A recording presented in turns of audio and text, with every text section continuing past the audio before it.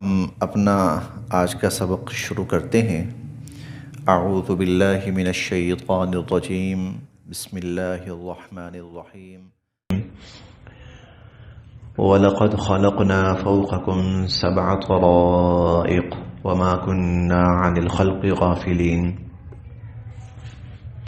وَلَقَدْ اور یقیناً، خلقنا ہم نے پیدا کیے، ہم نے بنائے، فوقکم تمہارے اوپر، سبع طرائق سبع سات، طرائق راستے، ہم نے تمہارے اوپر 7 راستے بنائے۔ 7 راستوں سے مراد ویسے تو 7 آسمان ہیں، لیکن ان آسمانوں میں راستے بھی ہیں جن سے اللہ کی مخلوقات آتی جاتی ہیں۔ فرشتے ظاہر ہیں، دن رات آتے جاتے ہیں، اور حضور علیہ الصلوۃ والسلام کی نبوت سے قبل جنات بھی آتے جاتے تھے آسمانوں میں۔ اب نہ معلوم اللہ کی اور کون کون سی ایسی مخلوقات ہیں، تو یقیناً کوئی ایسے راستے ہیں جن سے ان مخلوقات کا آنا اور جانا ہے۔ ہم سورہ الجن میں پڑھیں گے، وہاں جنات کہتے ہیں وَأَنَّا كُنَّا نَقْعُدُ مِنْهَا مَقَاعِدَ لِلسَّمْعِ، کہ آسمانوں میں باقاعدہ ہمارے ٹھکانے تھے جہاں ہم فرشتوں کی بات چیت سننے کے لیے بیٹھا کرتے تھے۔ فرشتوں کی بات چیت سننے کے لیے وہاں ہمارے باقاعدہ ٹھکانے تھے، تو یقیناً کچھ ایسا آنا جانا انتظام راستہ ہے۔ وَلَقَدْ خَلَقْنَا فَوْقَكُمْ سَبْعَ طَرَائِقَ، ہم نے تمہارے اوپر 7 راستے بنائے، 7 آسمان، 7 راستے۔ وَمَا كُنَّا اور نہیں ہیں ہم، عَنِ الْخَلْقِ اپنی مخلوق سے، غافلین بے خبر، ہم اپنی مخلوق سے بے خبر نہیں ہیں۔ بے خبر نہ ہونے کا مطلب یہ ہے کہ ان کی کیا ضروریات ہیں ہمیں پتہ ہے، انسانوں کی کیا ضروریات ہیں، مخلوق کی کیا ضروریات ہیں، یا فرشتوں کا آنا جانا تھا، فرشتوں نے کہاں سے آنا جانا ہے، تو ہم بے خبر نہیں تھے۔ اب ہم بے خبر نہیں ہیں، ہمیں پتہ ہے، چنانچہ وَأَنزَلْنَا اور ہم نے اتارا، من السماء آسمان سے، ماءً پانی، وَأَنزَلْنَا مِنَ السَّمَاءِ مَاءً اور ہم نے آسمان سے پانی اتارا، بقدر انسانی ضرورت کے مطابق، قدر انسانی ضرورت کے مطابق، فَأَسْكَنَّاهُ اور پھر ہم نے اس کو ٹھہرایا، فِي الْأَرْضِ زمین میں، اور اس پانی کو ہم نے زمین میں سٹور کیا۔ وَإِنَّا اور بے شک ہم، عَلَى ذَهَابٍ بِهِ اس پانی کو ختم کرنے اور خشک کر دینے پر، لَقَادِرُونَ قادر ہیں۔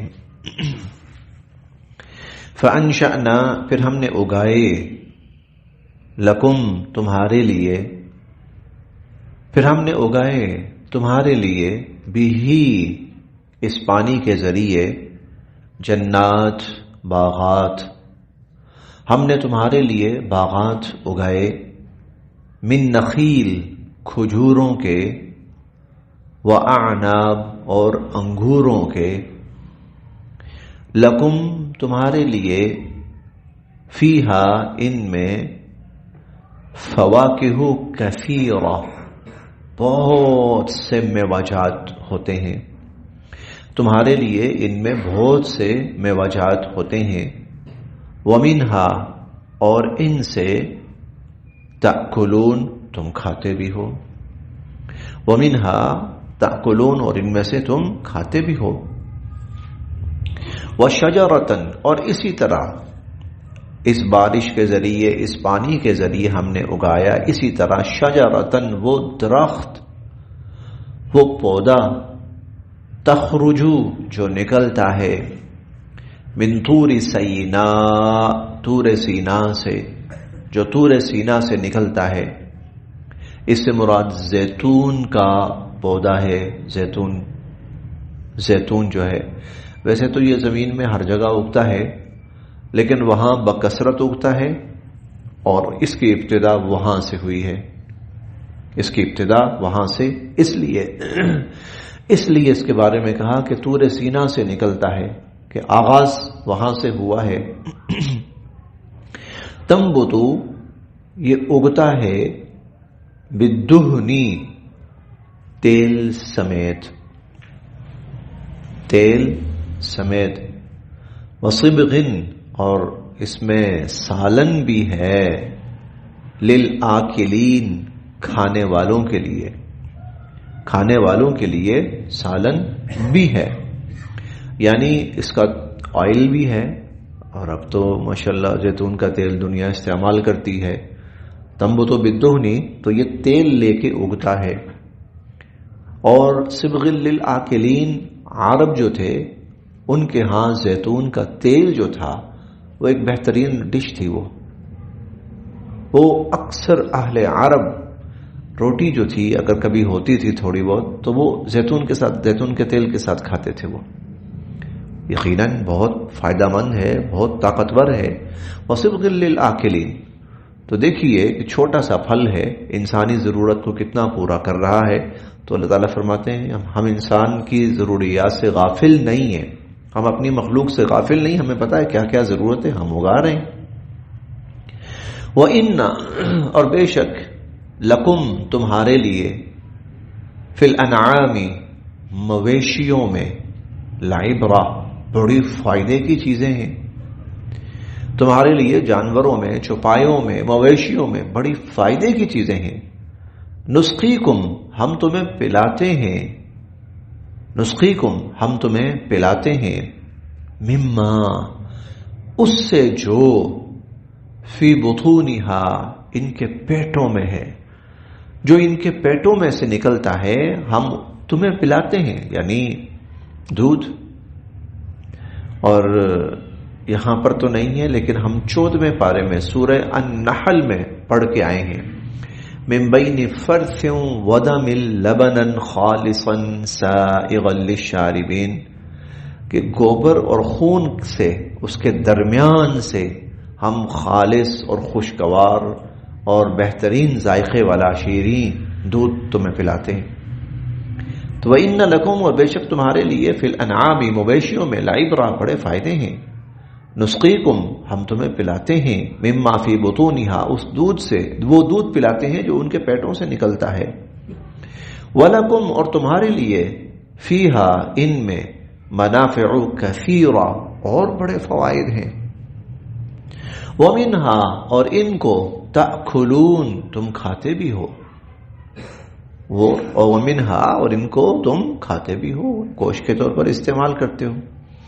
وَعَلَيْهَا اور ان جانوروں پر، مویشیوں پر، وَعَلَى الْفُلْكِ اور کشتیوں پر، تحملون تم سوار بھی کرائے جاتے ہو. یہ اس کی تفصیل تھی کہ ہم نے جو مخلوق پیدا کی ہے تو ہم اپنی مخلوق سے غافل نہیں ہیں، ہم نے اس کی ضرورت کا سارا بندوبست کیا ہے، سارا انتظام کیا ہے. اب یہاں تک جو انتظام تھا وہ تھا مادی انتظام، کھانا پینا لباس وغیرہ یہ ساری چیزیں، چلنا پھرنا سوار ہونا، یہ مادی. صرف یہ نہیں ہے کہ ہم نے انسان کو پیدا کیا اور اس کے لیے مادی انتظام کیا، بلکہ ہم نے اس کی ہدایت کے لیے اور اس کی روح کے لیے بھی انتظام کیا، روحانی انتظام بھی کیا. انسان دو چیزوں کا مجموعہ ہے نا، انسان کی دو ضرورتیں ہیں، ایک ضرورت انسان کی مادی جسمانی کہہ لیں اور ایک انسان کی روحانی ضرورت ہے. مادی ضرورت جو ہے وہ زمین سے پوری ہوتی، ساری کی ساری مادی جو ضرورت ہے وہ سب کی سب زمین سے پوری ہوتی ہے. روحانی ضرورت جو ہے وہ آسمان سے اترتی ہے، وہ آسمان سے نازل ہوتی. اب اگلی آیات میں جو انسان کی روحانی ضرورت ہے اس کے لیے اللہ نے انتظام کیا ہے، اس سے بھی اللہ غافل نہیں ہے، اس کے لیے انتظام کیا ہے. اور وہ انتظام کس شکل میں ہے کہ انبیاء علیہم السلام کو مبعوث فرمایا کہ انسانیت کو سیدھی راہ دکھائیں اور انسانیت کی روحانی ضرورت کا بندوبست کریں اور اس کو پورا کریں. چنانچہ اس سلسلے میں وَلَقَدْ أَرْسَلْنَا، اور بے شک ہم نے نبی بنا کر بھیجا، نوحًا حضرت نوح علیہ السلام کو، الی قومہ ان کی قوم کی طرف، اور ہم نے حضرت نوح علیہ السلام کو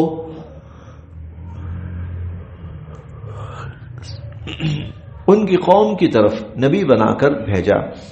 فقال، انہوں نے اپنی قوم سے فرمایا، یا قومی، اے میری قوم، اعبدوا اللہ، اللہ کی بندگی کرو، ما لکم، نہیں ہے تمہارے لیے، من الہ، کوئی معبود، غیرہ، اس اللہ کے سوا، تمہارے لیے اس اللہ کے سوا کوئی معبود نہیں ہے، افلا تتقون، کیا تم اس کی نافرمانی کر کے اس سے ڈرتے نہیں ہو؟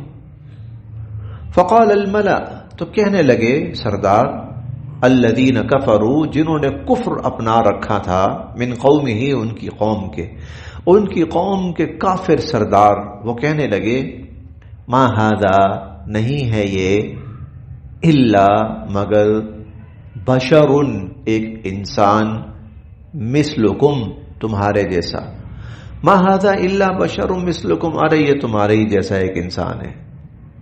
یہ جو کہتا میں نبی بن کے آیا ہوں، نہیں بھائی نبی شبی نہیں بھائی، اب تمہارے جیسا بھی ایک انسان ہے، یریدو، بس یہ چاہتا ہے، ان یتفضل، کہ اپنی کوئی بڑائی جمائے، علیکم، تم پر، یریدو ان یتفضل علیکم، چاہتا ہے کہ وہ ذرا تمہارے اوپر اپنی نا بڑائی جمائے، ولو، اور اگر، شاء، چاہتے، اللہ، اور اگر اللہ چاہتے، لانزل، تو اتارتے، ملائکہ، فرشتے۔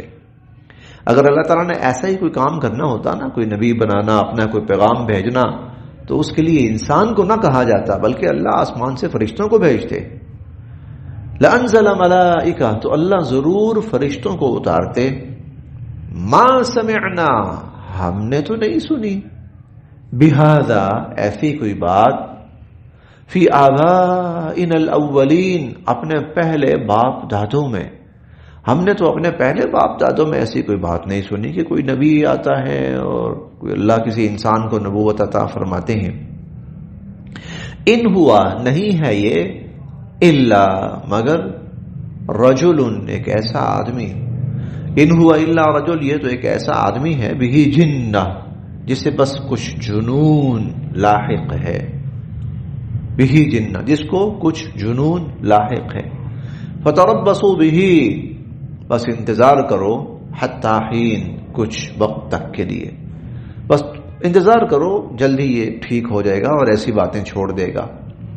قال، حضرت نوح علیہ السلام فرمانے لگے، ربی، اے میرے رب، انصرنی، میری مدد فرمائیے، رب انصرنی، اے میرے رب میری مدد فرمائیے، بما، کیونکہ، کذبون، انہوں نے مجھے جھٹلا دیا ہے، اللہ انہوں نے مجھے جھٹلا دیا۔ لیکن یہ بات حضرت نوح علیہ السلام نے کہی 950 سال کے بعد، یہ صبح اور شام کی بات نہیں تھی کہ اللہ میں ان کے پاس گیا، بات کی مانی نہیں انہوں نے میری بات، نہیں، 950 سال کے بعد حضرت نوح علیہ السلام، یہ جو ہم نے پڑھا نا، ہم نے نوح علیہ السلام کو نبی بنا کر ان کی قوم کی طرف بھیجا، تو یہ پڑھنے سے لے کر نوح علیہ السلام نے کہا، اے میرے رب میری مدد فرما، انہوں نے مجھے جھٹلا دیا ہے، ہمیں شاید 2 یا 3 منٹ لگے،